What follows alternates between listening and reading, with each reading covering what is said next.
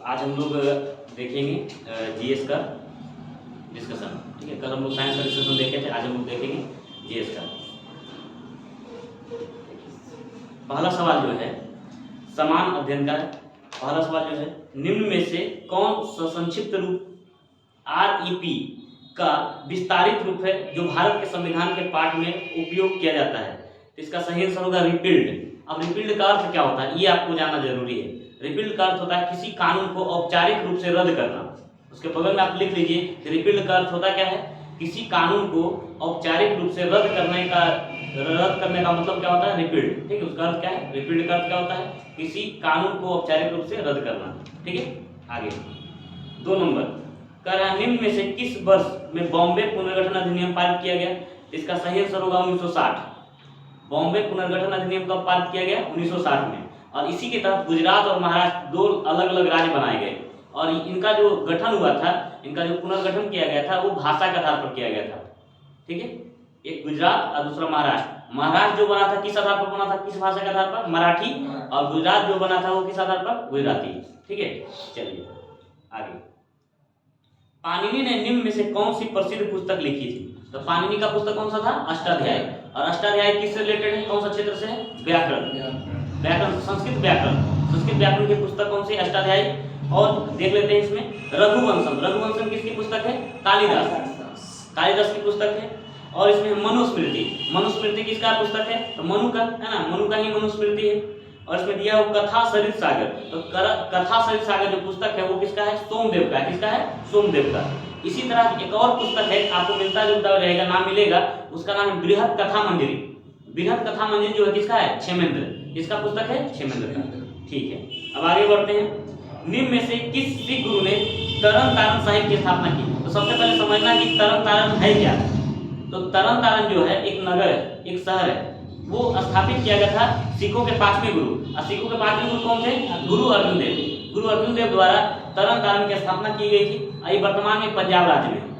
ठीक है, अब सिखों के जो संस्थापक थे, सिखों के प्रथम गुरु कौन थे, गुरु नानक। और गुरु के अंतिम जो सिखों के अंतिम गुरु है कौन थे, गुरु गोविंद सिंह। और ये सिखों के अंतिम गुरु हैं। और कैमे गुरु हैं, 10वें। इनका जन्म कहाँ हुआ था, पटना। कहाँ हुआ था, पटना साहिब। ठीक है, बहुत बढ़िया। आगे 5 नंबर देखते हैं। कह रहा भारत में कृषि लागत के संदर्भ में एमएसपी क्या। देखिए अभी ये प्रज्वलित मुद्दा चल रहा है एमएसपी का। इसी के लिए अभी किसान आंदोलन भी हो रहा है। आप देख रहे हैं आज का ही दिन 21 फरवरी को ही लोग कहाँ जा रहे हैं, दिल्ली कूच कर रहे हैं। जो उसका जो मुख्य नेता है पांडेर, उसका पूरा नाम क्या है, अंतिम नाम उसका पांडेर है। ठीक है, वो जो उसका मुख्य नेता है, पिछला था टिकैत, राकेश टिकैत, वो भी यूपी में कर रहा है। यूपी में किसान आंदोलन का नेतृत्व कर रहा है। और जो दिल्ली जाने वाला है उसका है पांडेर। ठीक, किसान आंदोलन चल रहा है। और ये इन लोगों का मुख्य मांग क्या है, एमएसपी। एमएसपी होता क्या है आपको समझना होगा, और आने वाला बहुत सारे एग्जाम में एमएसपी के बारे में पूछा जाएगा। एमएसपी होता क्या है, एमएसपी का फुल फॉर्म होता है, एमएसपी क्या होता है, मिनिमम सपोर्टिंग प्राइस, है ना। मिनिमम सपोर्टिंग प्राइस होता है, ये होता है न्यूनतम समर्थन मूल्य। अब ये कब से लागू किया जा रहा है और ये किस फसल के लिए पहली बार लागू किया गया था। तो ये जो है एमएसपी का जो प्रचलन है वो 1966-67 से चला है। कब से चला है, 1966-67 से। और ये पहली बार गेहूं के लिए लागू किया गया था। पहली बार किसके लिए लागू किया गया था, गेहूं के लिए। यानी एमएसपी वह न्यूनतम मूल्य होता है जिससे किसानों को उसके लागत से अधिक मूल्य दिया जाता है। और ये भारत सरकार द्वारा तय किया जाता है। भारत सरकार एक बार मूल्य तय कर देती है। मान लीजिए गेहूं का मान लीजिए उसने तय कर दिया कि 1800 रुपया प्रति क्विंटल लिया जाएगा, गेहूं लिया जाएगा, सरकार ने तय कर दिया। अब इससे कम पर कहीं भी बिकेगा नहीं। इससे कम पर गेहूं को खरीद नहीं सकते हैं आप किसान से। इससे अधिक पर आप खरीद सकते हैं, लेकिन इससे कम पर खरीद नहीं सकते हैं। इसके लिए सरकार ने एक आयोग का गठन किया था, उसका नाम है कृषि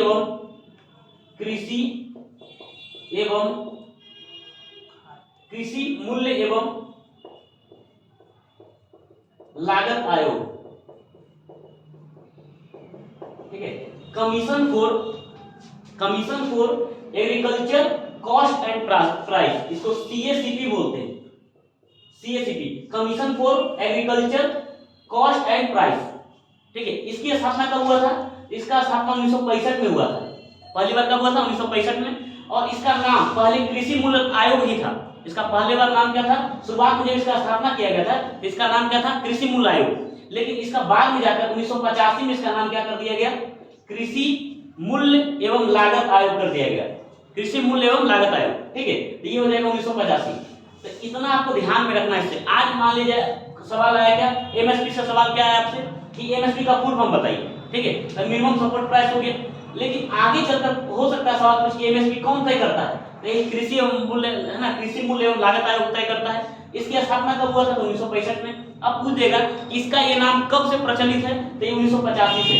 कब से, 1985। पूछा जाएगा कि पहली बार जब एमएसपी लागू किया गया था किस फसल के लिए लागू किया गया था, तो गेहूं के लिए। किस लिए किया गया था, गेहूं के लिए। कब हुआ था, 1966-67। क्लियर। अब आपसे हो सकता है सवाल ये भी पूछ दे 1966-67 में सरकार किसका था, उस समय प्रधानमंत्री कौन थे, तो बताइए आप ही लोग उस समय प्रधानमंत्री कौन होंगे, इंदिरा गांधी। उस समय इंदिरा गांधी थी, ठीक है। तो इतना आपको बात ध्यान में रखना है। क्लियर। चलिए अब आगे बढ़ते हैं। अगला जो सवाल है कितना नंबर है, क्वेश्चन नंबर 6, ठीक है। इसका सही आंसर जो 5 का था वो डी नंबर हो गया, मिनिमम सपोर्ट प्राइस, ठीक है। 6 नंबर देखते हैं। कह रहा है कर्नाटक के निम्न में से किस जिले में विरूपाक्ष मंदिर स्थित है। तो विरूपाक्ष मंदिर जो है ये बल्लारी में स्थित है। कर्नाटक के कहां स्थित है, बल्लारी। उसी के बगल में हम्पी भी पड़ता है, ठीक है। चलिए आगे 7 नंबर का है कनाडा के पहले राष्ट्रमंडल खेलों का आयोजन निम्न में से किस वर्ष में हुआ था, तो 1930 में। कब हुआ था, 1930 में। अच्छा आप लोग कमेंट में बताइएगा जो देख रहे हैं राष्ट्रमंडल खेलों की शुरुआत पहली बार कब हुआ था, ठीक है। इसको कमेंट में आप लोग को लिखना है, ठीक है। चलिए अगला 8 नंबर कह रहा है फ्लोट महोत्सव में मनाए जाने वाले प्रमुख महोत्सव में से एक है। देखिए ये जो मनाया जाता है तमिलनाडु के मदुरई में मनाया जाता है। अच्छा मदुरई एक मंदिर के लिए फेमस है, कौन से मंदिर है वहाँ, मीनाक्षी मंदिर है ना, मीनाक्षी मंदिर के लिए फेमस है मदुरई। और मदुरई को क्या कहा जाता है, त्योहारों का शहर, त्योहारों का नगर कहा जाता है मदुरई को। और मदुरई में एक मंदिर है उसका नाम क्या है, मीनाक्षी मंदिर, ठीक है। यही मनाया जाता है। और यह जो त्योहार है, यह त्योहार शुरू होता है कब, जनवरी माह में। कब होता है, ये 1 महीना चलता है। इतना जानकारी आपको इसके बारे में रखना है, ठीक है। चलिए आगे बढ़ते हैं। वॉकिंग विद कॉमरेड्स, ये जो पुस्तक है ये अरुंधति राय का है। किसका, अरुंधति राय का, ठीक है। अरुंधति राय का ये पुस्तक है वॉकिंग विद द कॉमरेड्स, ठीक है। Option number C.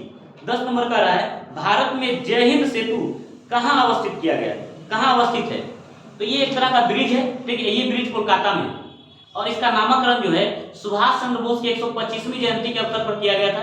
अब आपसे सवाल ये है कि सुभाष चंद्र बोस की जयंती कब मनाया जाता है, कब मनाते हैं, 23 जनवरी को। कब मनाते हैं, 23 जनवरी को। और उस दिन क्या घोषित किया गया है, पराक्रम दिवस। कौन सा दिवस घोषित किया गया, पराक्रम दिवस, ठीक है। तो 23 जनवरी को किस रूप में मनाते हैं हम लोग, पराक्रम दिवस। और उस दिन ही सुभाष चंद्र बोस का जयंती है, ठीक है। तो ये याद रखना है। और आप आपसे पूछेगा जय हिंद सेतु, अच्छा नाम है ना जय हिंद। तब तक हम लोग नारा सुन रहे थे, जय हिंद का नारा किन्होंने दिया था, सुभाष चंद्र बोस ने दिया था। दिल्ली चलो का नारा किसने दिया था, सुभाष चंद्र बोस ने दिया था। तो ये सब आपको ध्यान में रखना है। तो इनका जो जन्म हुआ था 23 जनवरी को, ठीक है। 23 जनवरी को इनका जयंती मनाया जाता है। और अगला ये जो सेतु कहां पर है, तो कलकत्ता में। जय हिंद सेतु कहां है, कलकत्ता में, ठीक है। और इसकी घोषणा ममता बनर्जी सरकार ने किया था, ठीक है। आगे 10 नंबर हो गया। 11 चलते हैं। कह रहा भारतीय पुरातत्व सर्वेक्षण के पहले महानिदेशक कौन थे, तो भारतीय पुरातत्व सर्वेक्षण के जो पहले महानिदेशक थे कौन थे, अलेक्जेंडर कनिंघम। कौन थे, अलेक्जेंडर कनिंघम। इनको भारतीय पुरातत्व का जनक भी कहा जाता है। भारतीय पुरातत्व के जनक भी किनको माना जाता है, अलेक्जेंडर कनिंघम को। अच्छा ये कब आए थे भारत दौरा पर, तो 1861 में। इसका ये टीम के रूप में आए थे, सर्वेक्षक के रूप में आए थे 1861 में। और एक और है भारतीय पुरातत्व सर्वेक्षण विभाग। तो विभाग का बात करेगा तो लॉर्ड कर्जन के समय हुआ था। कब हुआ था, लॉर्ड कर्जन के समय। और लॉर्ड कर्जन के समय जो हुआ था ये 1904 में हुआ था। तो आपसे पूछेगा जब भारतीय पुरातत्व विभाग के बारे में पूछेगा तो उसका स्थापना कब हुआ, 1904 में। इसको अलग से एक विभाग का रूप दे दिया गया था। लेकिन एक नॉर्मल ग्रुप आया था, एक कमेटी आया था उस समय भारतीय पुरातत्व का सर्वेक्षण करने के लिए। उस कमेटी का जो मुख्य अध्यक्ष जो था उसका नाम क्या था, अलेक्जेंडर कनिंघम। उस समय वो विभाग नहीं था, ठीक है। वो सरकार का कोई अंग नहीं था, वो जांच कमेटी थी केवल, ठीक है। तो दोनों में अंतर याद रखना है आप लोग को, ठीक है। आगे बढ़ते हैं। इसका सही आंसर क्या हो जाएगा, ए नंबर, अलेक्जेंडर कनिंघम 1861 में इसका आया था, ठीक है। 12 नंबर कह रहा है हिमालय की निम्न में से कौन सी चोटी नेपाल में स्थित नहीं है, तो कौन सा हो जाएगा, कामेट, है ना। कामेट कहाँ है, भारत के उत्तराखंड में। कहाँ है, उत्तराखंड में। बाकी जितना मकालू, माउंट एवरेस्ट, अन्नपूर्णा सब कहाँ है, नेपाल में, ठीक है। 13 नंबर कह रहा है निम्न में से कौन ग्रैमी पुरस्कार जीतने वाली भारत की पहली महिला है, तो ये है तन्वी शाह। इसने कब जीता था पहला अवार्ड, ग्रैमी का अवार्ड। अच्छा, ग्रैमी अवार्ड किससे संबंधित है? संगीत से। किससे? संगीत से। ये 2010 में इसको मिला था ग्रैमी अवार्ड और भारत की पहली महिला है। ठीक है, चलिए 14 नंबर जो है प्रसिद्ध नाटक नील दर्पण, जिसमें इंडिगो की खेती करने वाले किसानों के दमन का चित्रण किया गया था, की रचना किसने की है? तो नील दर्पण के रचयिता कौन है? दीनबंधु मित्र। दीनबंधु मित्र ने एक पुस्तक लिखा, उसका नाम क्या रखा? नील दर्पण। इसमें दिखाया था कि नील विद्रोह, जो बंगाल में नील विद्रोह हुआ था, देखिए दो आता है नील विद्रोह से संबंधित, दो आता है। एक बंगाल में जो हुआ था वो हुआ था नील विद्रोह 1859 में। ठीक है, इनका पुस्तक जो लिखा जा रहा था, इनका पुस्तक जो था 1856 में ही शुरुआत कर दिए थे, क्योंकि ये दमन देखते आ रहे थे। अब विद्रोह जो बहुत भयानक जो विद्रोह हुआ था 1859 में जाकर बहुत भयंकर रूप ले लिया था। ठीक है, तो आपसे पूछता है 1857 के बाद में होने वाली क्रांति जो है या विद्रोह होने वाला, तो कौन सा हो जाएगा? नील विद्रोह। 1857 के पूर्व होने वाला जो विद्रोह है वो कौन सा हो जाएगा? संथाल विद्रोह, 1855-56 में हुआ था।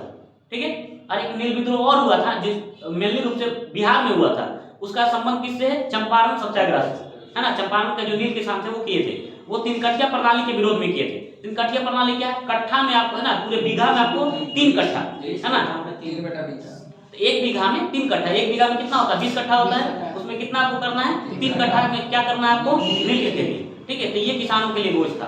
ठीक है, इसका सही आंसर क्या हो जाएगा? D number.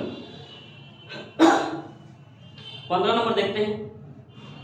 1760 ईस्वी का प्रसिद्ध वांडीवास का युद्ध अंग्रेजों द्वारा किसके खिलाफ लड़ा गया था? तो फ्रांसीसियों के, है ना, फ्रांसीसी के विरुद्ध लड़ा गया था वांडीवास का युद्ध। अच्छा, वांडीवास का युद्ध जो था आंग्ल और कर्नाटक का जो कर्नाटक का युद्ध था उसका ही एक भाग था। द्वितीय जो आंग्ल कर्नाटक युद्ध हुआ था उसी का एक भाग है। इसको ऐसे भी बोल सकते हैं, कर्नाटक युद्ध भी बोलते हैं। कर्नाटक का प्रथम युद्ध, द्वितीय युद्ध, तृतीय युद्ध, 3 युद्ध हुआ था। इसमें द्वितीय का भाग है। ठीक है, जो सप्तवर्षीय लड़ा गया था। आगे बढ़ते हैं। अच्छा, ये कब शांत हुआ था? इसका 1763 में द्वितीय कर्नाटक युद्ध समाप्त हो गया था और पेरिस की संधि हुई थी। इसमें कौन सी संधि हुई थी? पेरिस की। ठीक है, 16 नंबर देखते हैं। आगे देखते हैं।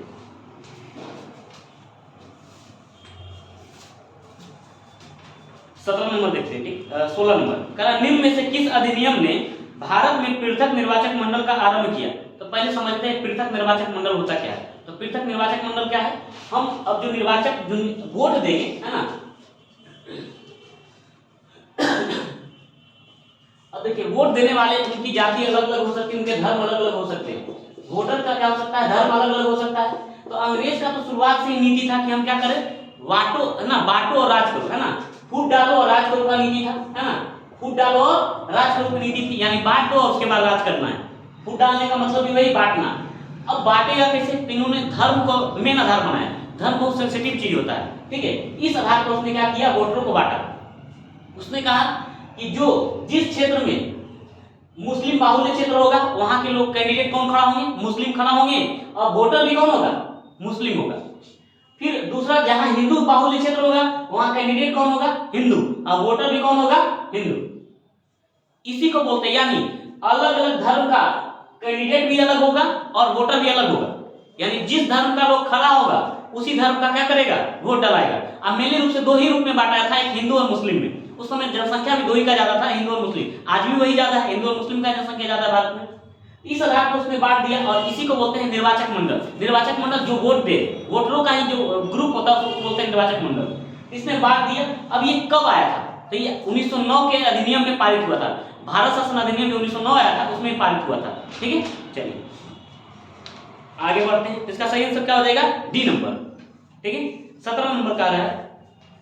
17 नंबर का रहा है, वर्ष 1831 में बुद्धो भगत के नेतृत्व में कोल विद्रोह किस क्षेत्र में हुआ? तो ये झारखंड का सिंहभूम वाला क्षेत्र में हुआ था।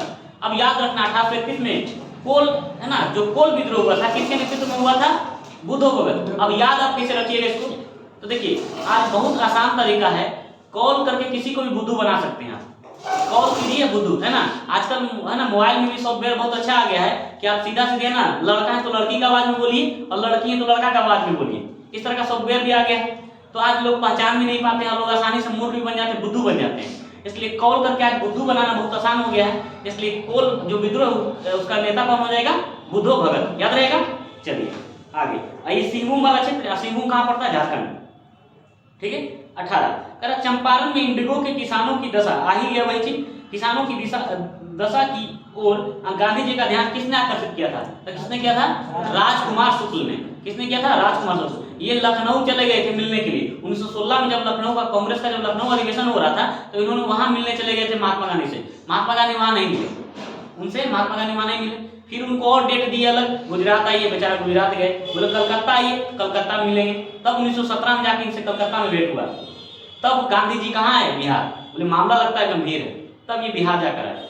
ठीक है, याद रखिएगा 10 अप्रैल कितना? 10 अप्रैल 1917 को बिहार में आए थे, भारत है ना, बिहार में आए थे गांधी जी पहली बार। ठीक है, चलिए। और आप पटना स्टेशन पर जाइए, जंक्शन पर, तो आपको बराबर अनाउंसमेंट भी करते रहता है इस चीज का। ठीक है, हाँ। आगे अगला जो सवाल है 19 नंबर, प्राचीन महाजनपद मगध की प्रथम राजधानी कौन सी थी? देखिए मगध का राजधानी अलग अलग बदलते रहा है। सबसे पहले कहाँ था? गिरिब्रज, जिसको राजगीर के नाम से भी जानते हैं, है ना। गिरिब्रज या राजगीर या इसी को राजगिरी भी बोलते हैं। आज वर्तमान में राजगीर के नाम से ही जाना जा रहा है इसको। ठीक है, तो उसका पहला नाम क्या था? गिरिब्रज। उसके बाद उसका अपभ्रंश टूटते हुए आया तो उसको बोले राजगिरी। क्या हो गया? राजगिरी। और आज जो वास्तविक नाम है उसका क्या है? राजगीर। ठीक है, तो आपसे पूछेगा मगध की सबसे प्राचीनतम राजधानी कौन थी? राजगीर, याद रहेगा। अब इसी के बगल में आप अब उसके बाद राजगीर के बाद कहाँ आया? राजधानी कहाँ बदल गया? पटना, यानी पाटलिपुत्र आया। इसके बाद पाटलिपुत्र से कहाँ चला गया? वैशाली। कहाँ चला गया? वैशाली। अब वैशाली से फिर कहाँ चला आया? पाटलिपुत्र, राजगीर नहीं, पाटलिपुत्र। और फिर बहुत लंबे समय तक पाटलिपुत्र रहा, बहुत लंबे समय तक पाटलिपुत्र रहेगा। ठीक है, इस बात को याद रखना है। ठीक है, राजगिरी, अब कभी कभी सीक्वेंस भी सजाने को दे देगा। राजगीर से पाटलिपुत्र, पाटलिपुत्र से वैशाली। जब सीक्वेंस में चलिएगा तो भी सही है। और उसके बाद वैशाली से पाटलिपुत्र, अब उसके बाद राजगीर नहीं जाएगा, इन्हीं की राजगीर लेके चल जाना है। ठीक है, राजगीर नहीं जाएगा, फिर पाटलिपुत्र स्थित रह जाएगा। ठीक है, चलिए आगे बढ़ते हैं। चलिए आगे बढ़ते हैं। 18 नंबर हो गया, सॉरी 19 नंबर हो गया। ठीक है, अब देखते हैं 20 नंबर। कह स्वामी सहजानंद में से किस संबंधित है? तो ये किसान आंदोलन से संबंधित है ना, किसान आंदोलन से संबंधित है। और ये भारत में है ना, किसान आंदोलन को अलग अलग जगह, जैसे लखनऊ में जो हुआ था किसान आंदोलन, मुख्य रूप से 1929 में हुआ था, उसमें इन्होंने बहुत अपने अहम भूमिका निभाया था। ठीक है, चलिए उसके बाद 1936 में हुआ था आंदोलन, है ना, लखनऊ में हुआ। उस किसान सभा का गठन किया गया था। भारतीय किसान सभा का जो गठन हुआ था वो उसका अध्यक्षता किसने किया था? 1936 में इन्होंने ही किया था, स्वामी सहजानंद सरस्वती ने। ठीक है, आगे 20 का सी हो गया। आगे 21 नंबर का रहा, निम्न में से कौन सा भारत में गांधी जी का प्रथम सत्याग्रह आंदोलन था? पहला कौन था? चंपारण। कौन सा था? चंपारण। चंपारण सत्याग्रह कब हुआ? 1917 में। अच्छा, इस सत्याग्रह को सत्यापित करने में या भूमिका निभाने में गांधी जी का मदद सबसे पहले किसने किया था? राजकुमार शुक्ल ने। यदि राजकुमार शुक्ल उनको नहीं लाते तो ये सब चंपारण सत्याग्रह होता ही नहीं। और भारत में इनका पहला सत्याग्रह, भारत में बोला जाए कि गांधी जी का सफल सत्याग्रह कौन है या पहला सत्याग्रह कौन है, तो कौन सा है? चंपारण सत्याग्रह। ठीक है, 22 नंबर, निम्न में से किस हड़प्पन नगर में जुटे हुए खेतों के निशान मिले? तो कहाँ? कालीबंगन। कहाँ मिला है? कालीबंगन। वहां से 3 अलग अलग कालखंड का मिला है, प्रमाण मिला है अलग अलग। पूर्व प्राक हड़प्पा का भी मिला है, यानी प्राक हड़प्पा का बोलने का मतलब प्राचीन हड़प्पा का मतलब हड़प्पा से पहले का भी संस्कृति मिला है और उसके बाद का भी संस्कृति मिला है, और हड़प्पा का तो मिला ही मिला है। अच्छा, कालीबंगन कहाँ है? किस जगह पड़ता है वर्तमान में कालीबंगन?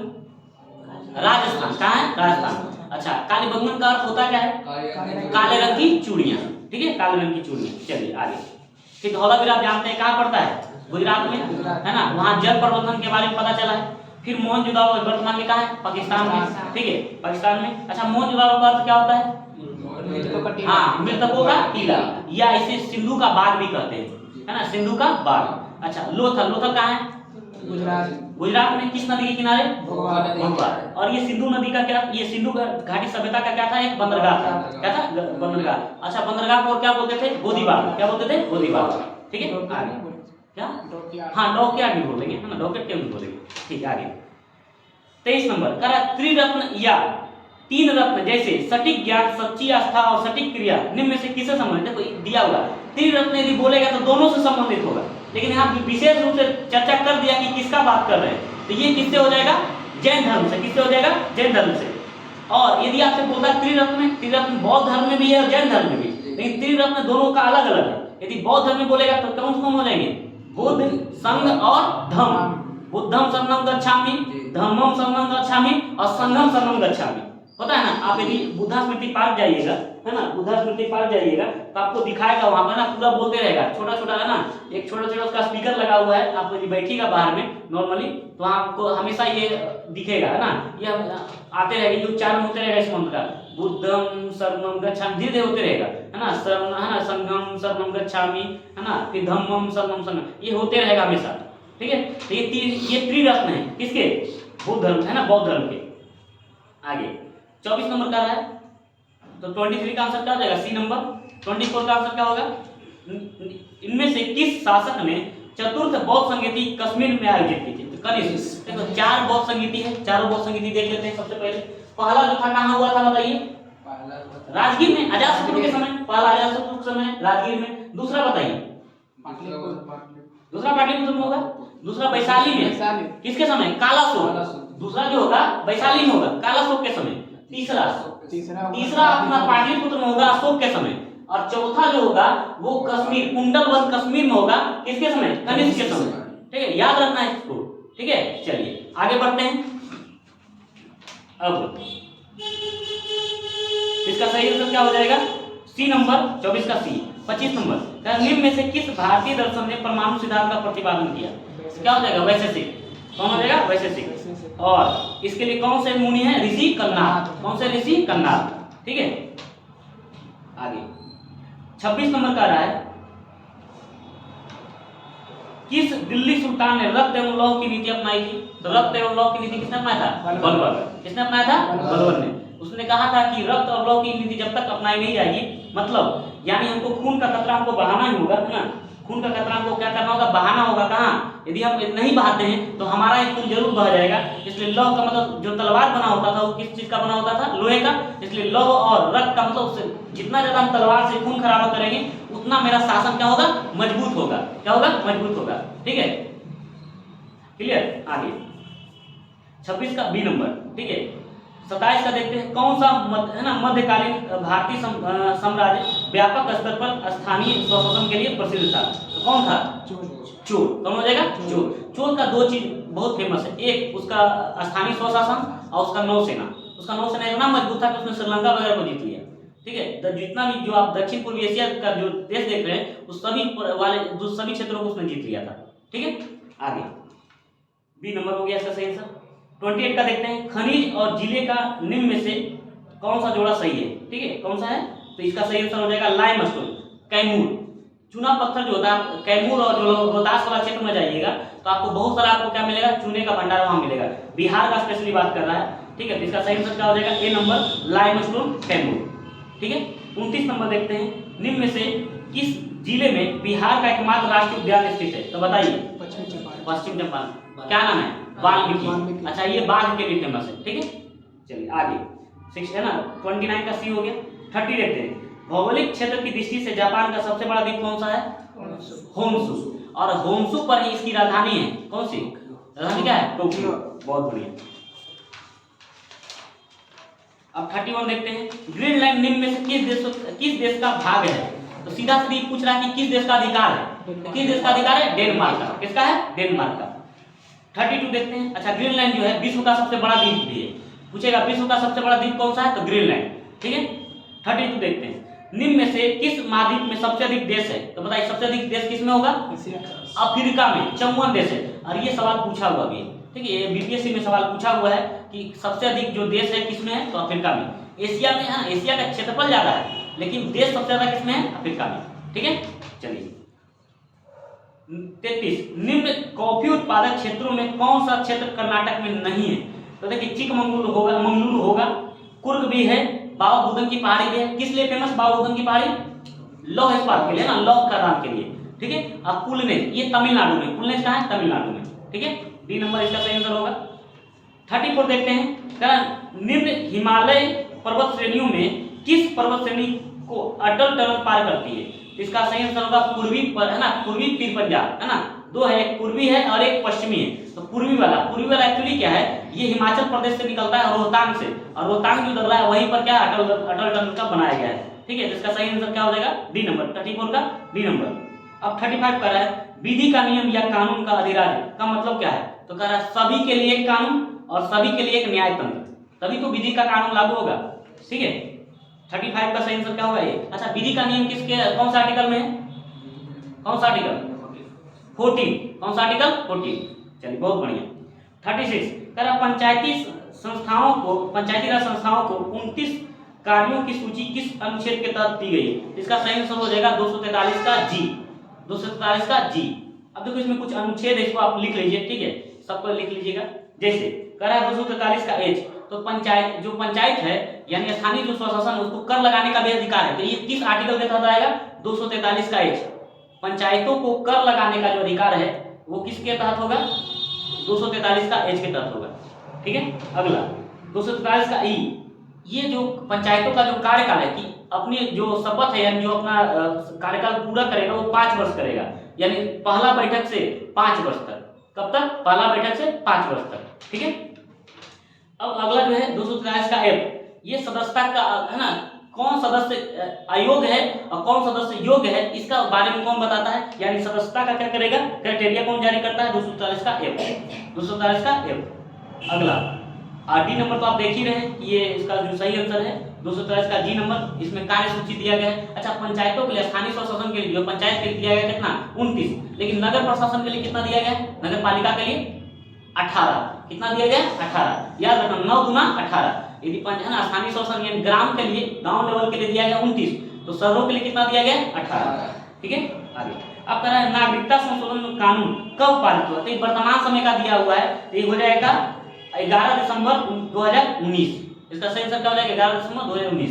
ठीक है, आगे 38 नंबर कह रहा है 73वें संविधान संशोधन कानून की वैधानिक शुरुआत किस संविधान संशोधन बिल से शुरू हुई। तो देखिए इसका जो संबंध होगा ये 64वां संविधान संशोधन से होगा। अब 64वां संविधान संशोधन कब हुआ था, 64 का हम देख लेते हैं इसके बारे में क्या क्या है। 64 जो अमेंडमेंट है इसमें क्या कहा था कि ये हुआ था 1990 में हुआ था। ठीक है, और इसके बाद क्या हुआ था 356 में कुछ संशोधन किया गया था। अच्छा, 300 आर्टिकल जो 356 है ये किससे संबंधित है, राष्ट्रपति शासन से। आर्टिकल 356 किससे संबंधित है, राष्ट्रपति शासन से। और इसमें कहा गया था कि राष्ट्रपति शासन अधिकतम किसी क्षेत्र में कितना वर्ष के लिए लागू किया जा सकता है, 3 वर्ष के लिए, और एक बार में कितना के लिए किया जाएगा, 6 माह के लिए। एक बार में कितना के लिए, 6 माह के लिए, और अधिकतम हम 6 माह तक बढ़ाकर कितना मैक्सिमम लेके जा सकते हैं, 3 साल तक। तो ये चीज इसी में डिसाइड हुआ था। तो ये राज्य का विषय है, और राज्य का विषय के अंतर्गत ही 73वां संविधान संशोधन आता है, क्योंकि पंचायत का विषय किससे संबंधित है, राज्य से है। इसलिए इसका सही आंसर क्या हो जाएगा, डी नंबर। 64वां संविधान संशोधन किससे संबंधित हो जाएगा, ये 73वां, और दोनों क्या होगा, एक दूसरे का है ना पूरक होगा। अच्छा, इसमें एक और दिया है 61वां संविधान संशोधन। 62वां 63वां बहुत ज्यादा इसमें आपको याद करने का कोई जरूरत नहीं है, लेकिन 61वां आपको ध्यान में रखना होगा। 61वां संविधान संशोधन जो है ये किससे संबंधित है बताइए, 61वां संविधान संशोधन तो ये हुआ कब था, 1985 में। किसके समय हुआ था, राजीव गांधी के समय हुआ था। और इसमें क्या किया गया था, वोटरों की आयु 21 से घटाकर कितना कर दिया गया था, 18। 21 से घटाकर कितना कर दिया गया था, 18। चलिए अब आगे बढ़ते हैं। 39 करा 1632 में बिहार के पटना शहर में कौन सी कंपनी ने अपनी फैक्ट्री स्थापित की थी, तो डच ईस्ट इंडिया कंपनी ने। किसने किया था, डच ईस्ट इंडिया कंपनी ने। आज इसका है ना, इसके ये सवाल पूछा हुआ, प्रीवियस ईयर सवाल पूछा हुआ है, बीपीएससी का सवाल पूछा हुआ है आज से 2-3 साल पहले भी। ठीक है, आगे 40 नंबर, निम्न में से कौन सा विकेंद्रीकरण का वैशिष्ट नहीं। पहले समझिए कि वैशिष्ट का मतलब होता क्या है। वैशिष्ट का मतलब है विशेषता। क्या होता है, विशेषता। ठीक है, अब कह रहा है क्या विशेषता नहीं है, किसका, विकेंद्रीकरण का। विकेंद्रीकरण का मतलब होता है जैसे एक होता है केंद्रीकरण, यानी सभी का शक्ति को ला करके एक केंद्र में हम स्थिर कर देंगे, इसको केंद्रीकरण बोलते हैं। लेकिन विकेंद्रीकरण का मतलब इस जगह, इस शक्ति को हम सभी में बांट देंगे। हम क्या करेंगे, इस शक्ति को क्या करेंगे, बंटवारा कर देंगे, यानी शक्ति का पृथक्करण, एक तरह से हम शक्ति का बंटवारा करेंगे, इसी को बोलते हैं विकेंद्रीकरण। अब कह रहा है क्या, तो स्वायत्तता। तो सही बात है, स्वायत्तता इसका विशेषता होगा, यानी है ना, स्वायत्तता का मतलब स्वतंत्रता, एक तरह से अपने आप निर्णय लेना। लोक सहभागिता, तो ये भी सही है, लोगों का सहभागिता बढ़ाना। अगला है ना, स्थानीय समुदायों में आत्मविश्वास को नहीं जगाना, ये गलत बात है। यदि पंचायती राज व्यवस्था में क्या देखा जाता है कि बहुत लोग क्या करते हैं, इसमें भाग लेते हैं। मुखिया बनना है तो चुनाव में भाग लेते हैं, है ना। किसी को सरपंच बनना है भाग लेते हैं, किसी को पंच बनना है भाग लेते हैं, है ना। पंचायत समिति में भाग लेते हैं, जिला परिषद बनना है, सब में भाग लेते हैं। तो वहीं के लोग आ रहे हैं ना, गाँव के ही लोग तो आ रहे हैं। तो ये विकेंद्रीकरण का प्रावधान है और इसमें लोगों को क्या मिलता है, ये बढ़ावा मिलता है। ये नहीं कि आत्मविश्वास इसका घटता है, ठीक है। तो आत्मविश्वास बढ़ता है लोगों का। कर स्थानीय समुदाय को सशक्त बनाना तो सही बात है, क्योंकि पंचायत से रिलेटेड जितना भी निर्णय होता है सभी यही के लोग लेते हैं। एक पंचायत का लेवल देखा जाए तो मुखिया वगैरह ही मिल करके और जो वहाँ के वोटर हैं, जो ग्राम सभा के सदस्य हैं, वही मिलकर निर्णय लेते हैं। भले मुखिया जी अपने से निर्णय ले लेते हैं, ग्राम सभा के सदस्यों को नहीं पूछते हैं, वो अलग बात है। लेकिन है ना, नियम यही है कि ग्राम सभा के सदस्य और मुखिया जी मिल करके निर्णय ले तो क्या होगा। लेकिन यहाँ पर ग्राम सभा का बैठक ही नहीं होता है। ग्राम सभा का बैठक कम से कम कितना होना चाहिए, वर्ष में 4 बैठक होना चाहिए, कम से कम कितना 4, ठीक है। हर 3 महीना पर एक बैठक होना चाहिए। विधानसभा और लोकसभा का कम से कम 6 महीना पर होना चाहिए, कम से कम साल भर में 2 होना चाहिए। और अधिकतम कितना भी हो सकता है, लेकिन न्यूनतम कम से कम 2 होना चाहिए। और ग्राम सभा के लिए कितना होना चाहिए, 4 होना चाहिए, ठीक है। लेकिन अब इन लोग जो मुखिया जी लोग नहीं करते हैं। आधा लोग को तो पता नहीं होता कि ग्राम सभा होता क्या गाँव में, है कि नहीं। और लोग जाते भी नहीं, कौन जाता है झूठ मूठ का, है कि नहीं। हाँ चलिए आगे बढ़ते हैं, लोग इच्छुक है ही नहीं। 41 नंबर देखते हैं, ब्रिटिश शासन काल में संविधान के विकास में कौन सा कानून ऐतिहासिक नहीं था। अब देखिए पहला चीज तो ऐसे ही निकल जाएगा, यदि आपको नहीं भी आता तो ये चीज निकल जाएगा। अच्छा, भारत अपना देश आजाद कब हुआ, 1947 में आजाद हो गया। उसके बाद ब्रिटिश कानून लगभग समाप्त हो जाएगा। 50 के बाद भी देखते, 50 के बाद भारत गणतंत्र हो गया। यानी गणतंत्र का मतलब पूरी तरह से भारत का ही शासन लागू होगा, संविधान का कानून लागू होगा। तो अब देखिए इसमें एक ही ऐसा ऑप्शन दिया हुआ है 1955। इस ऑप्शन के अनुसार भी आप कीजिएगा तो यही आपका जो होगा, इसका सही आंसर होगा D number, protection of civil rights act, ठीक है। ऑप्शन नंबर डी, ठीक है। 42 देखते हैं, भारत के संविधान का कौन सा अनुच्छेद भारतीय निर्वाचन आयोग की स्थापना से संबंधित है। तो बताइए निर्वाचन आयोग की स्थापना संबंधित कौन होगा, आर्टिकल 324। इसका सही आंसर क्या हो जाएगा, ए नंबर। अब देखिए इसमें कुछ आर्टिकल दिया हुआ, उसके बारे में हम देख लेते हैं। जैसे आर्टिकल 148। अब आर्टिकल 148 में क्या है, कैग, है ना, CAG कैग, है ना, कैग के बारे में दिया हुआ है। कैग का चर्चा 148 से 151 तक मिलता है, ठीक है। आगे अब कह रहा है 325। अब देखो 325 में क्या कहता है, मतदाता सूची के बारे में नियम दिया हुआ है। मतदाता सूची के बारे में क्या दिया, नियम दिया हुआ है इसमें, ठीक है। मतदाता सूची का नियम क्या है, अब जैसे आप देख रहे हैं कि मतदाता कुछ भी हो सकते हैं। कहने का मतलब वो अलग धर्म के हो सकते हैं, वो अलग जाति के हो सकते हैं, वो अलग लिंग के हो सकते हैं, वो अलग रंग के हो सकते हैं, मतदाता हो सकते हैं, ठीक है। वो अलग किसी क्षेत्र विशेष के हो सकते हैं, अलग अलग क्षेत्र के हो सकते हैं। तो इस आर्टिकल 325 में कहा गया है कि मतदाता सूची में जो भी नाम आएगा वो इस सब को ध्यान में रखते हुए नहीं आना चाहिए। ना ही क्षेत्र विशेष पर, ना ही रंग विशेष पर, ना ही धर्म विशेष पर, ना ही जाति विशेष पर, ना ही लिंग विशेष पर। कहने का मतलब है कोई व्यक्ति अपने मतदाता सूची का विशेष रूप से अलग से किसी को मतदाता सूची प्रदान नहीं किया जाएगा। वो किस आधार पर, ना क्षेत्र के आधार पर, ना रंग के आधार पर, ना धर्म के आधार पर, ना जाति के आधार पर, ना लिंग के आधार पर। यानी कोई व्यक्ति विशेष इस बात की मांग करता है कि हमको अलग मतदाता सूची चाहिए, क्योंकि हम इस जाति से आते हैं, हम इस धर्म से आते हैं, हम इस लिंग से आते हैं, तो उसके लिए कोई अलग से मतदाता सूची तैयार नहीं किया जाएगा। ये कौन सा आर्टिकल कहता है, 325। आर्टिकल 325 में कहा गया, ठीक है। अब कह रहा है आर्टिकल 342। अब आर्टिकल 342 क्या कहता है, आर्टिकल 342 जो है ये एसटी से संबंधित है, ये है ना, ये शेड्यूल्ड ट्राइब से संबंधित है, यानी ये अनुसूचित जनजाति से संबंधित है। किससे संबंधित है, अनुसूचित जनजाति से।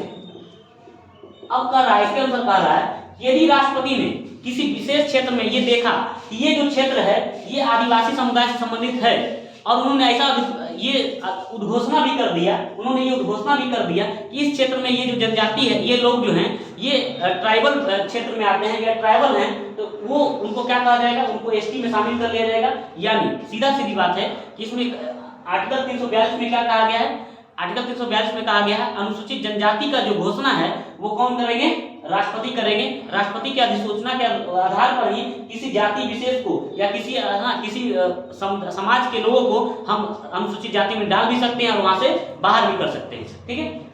ये हो गया आर्टिकल 342, ठीक है। अब कह रहा है 43। किसी अरब देश ने पहला नाभिकीय ऊर्जा संयंत्र प्रारंभ किया, तो कौन किया था, यूएई ने, संयुक्त अरब अमीरात ने। आर्टिकल अब देखते हैं क्वेश्चन नंबर 44। भारत ने किस शहर के अंतर्राष्ट्रीय हवाई अड्डे में पर सबसे पहले कोविड-19 परीक्षण की सुविधा प्रारंभ की? तो ये कहाँ किया था? दिल्ली। सबसे पहले कहाँ? राजधानी को तो पहले बचाना है ना, राजधानी में बहुत लोग आ रहे हैं, विदेशी सबसे ज्यादा आता है, इसलिए सबसे पहले किसको बचाना है ना? हाँ, दिल्ली। इसका सही आंसर क्या हो जाएगा? दिल्ली। 45 कह रहा राफेल फाइटर एयरक्राफ्ट को किस वायुसेना स्टेशन पर औपचारिक रूप से भारतीय वायुसेना में शामिल किया गया? तो कहाँ किया गया? अंबाला। अंबाला कहाँ पड़ता है पता है? हरियाणा। कहाँ? हरियाणा। आगे 46 कह रहा भारत की पहली स्वदेशी एंटी रेडिएशन मिसाइल का नाम क्या है? रुद्रम। क्या है? रुद्रम। अब कह रहा 47 पीएम कुसुम योजना का उद्देश्य है, इसका सही आंसर हो जाएगा डी। मतलब पीएम कुसुम योजना के तहत क्या किया गया था कि ये सौर है ना, सौर ऊर्जा को हम जिसे हम लोग क्या करते हैं, यदि सिंचाई करना है तो हम लोग ट्यूबवेल स्टार्ट कर देते हैं, है ना, सिंपल सा है, लाइन से बिजली कनेक्शन दे देते हैं और आराम से टोका फंसा के हम लोग उसमें सिंचाई कर लेते हैं। तो सरकार ने ऐसा किया कि आप बिजली ना करके आप क्या कीजिए, डायरेक्ट जो सोलर पैनल है उसी को क्या करते हैं सरकार, है ना, आप ऐसा ट्यूबवेल दे रही है सरकार कि वो क्या चलेगा, उस किससे चलेगा, है ना, सौर ऊर्जा से ही चलना शुरू होगा। तो ये सरकार आर्थिक मदद करती है, 50% लगभग 50% सरकार इसको देती है। ठीक है, तो कह रहा है ऑप्शन नंबर डी में देखिएगा, किसानों की डीजल और केरोसिन पर निर्भरता समाप्त करना तथा पंप सेटों को सौर ऊर्जा से जोड़ना। अब जो पंप सेट होगा उसका जो पंप सेट किससे चलेगा? सौर ऊर्जा से चलेगा। ठीक है, इसका सही आंसर क्या होगा? D number. ठीक है, 48 बिहार सरकार के 7 निश्चयों में निम्न में से कौन सा सम्मिलित नहीं है? इसका सही आंसर क्या हो जाएगा? D number. बाल कल्याण इसमें नहीं था। ठीक है, अब 49 अब तो दो आ गया, 7 निश्चय 1 और 7 निश्चय 2, है ना, 7 दूना 14 को याद रखना है। ठीक है, आगे 49 कह रहा भारत में खाद्य प्रबंधन का निम्न में से कौन सा एक उद्देश्य नहीं है? तो देखिए जो खाद्य प्रबंधन है इसको कौन विनिमय करती है? तो एफसीआई, कौन? फूड कॉर्पोरेशन ऑफ इंडिया इसको करती है। अब इसका क्या उद्देश्य है? देखिए खाद्यान्नों का वितरण करना, तो सही बात है ना, कभी भी आपदा आ सकता है, कभी किसी तरह का है ना आपदा आएगा तो उसमें हम खाद्यान्नों का वितरण कर सकते हैं। खाद्यान्नों की खरीद, जब तक खरीद नहीं करेंगे तब तक कैसे वितरण करेंगे? अगला खाद्यान्नों के बफर स्टॉक का रख रखाव, और खरीदेंगे तो उसका रख रखाव भी करना होगा। तो ये तीनों तो एकदम इंपॉर्टेंट लग रहा है। निर्यात भी हो सकता है लेकिन मुख्य उद्देश्य में नहीं। अब 4 ही ऑप्शन दिया है, आपको 4 में बेस्ट विकल्प चुनना है। सबसे अच्छा विकल्प क्या है? डी नंबर, खाद्यान्नों का निर्यात, ये नहीं होगा। आगे 50 नंबर देखिए, कह रहा भारतमाला परियोजना से भारत का निम्न में से कौन सा इंफ्रास्ट्रक्चर क्षेत्र संबंधित है? तो सड़क इंफ्रास्ट्रक्चर। कौन सा हो जाएगा? सड़क इंफ्रास्ट्रक्चर। ठीक है, इसका सही आंसर क्या हो जाएगा? C number. तो आज के लिए जो इसका जीके जी का डिस्कशन था वो आज यही समाप्त होता है। आगे के लिए फिर हम लोग मिलेंगे अगले क्लास में। ठीक है, ओके, धन्यवाद।